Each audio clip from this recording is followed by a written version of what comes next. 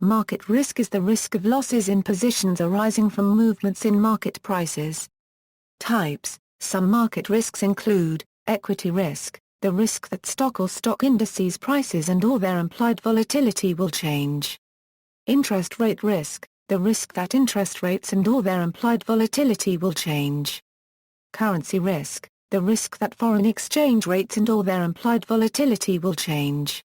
Commodity risk, the risk that commodity prices and/or their implied volatility will change. Risk management, all businesses take risks based on two factors: the probability an adverse circumstance will come about and the cost of such adverse circumstance. Risk management is the study of how to control risks and balance the possibility of gains. Measuring the potential loss amount due to market risk. As with other forms of risk, the potential loss amount due to market risk may be measured in a number of ways or conventions. Traditionally, one convention is to use value at risk. The conventions of using VaR are well established and accepted in the short-term risk management practice. However, VaR contains a number of limiting assumptions that constrain its accuracy. The first assumption is that the composition of the portfolio measured remains unchanged over the specified period. Over short time horizons, this limiting assumption is often regarded as reasonable.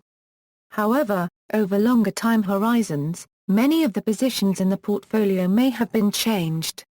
The VaR of the unchanged portfolio is no longer relevant. The variance covariance and historical simulation approach to calculating VaR also assumes that historical correlations are stable and will not change in the future or break down under times of market stress.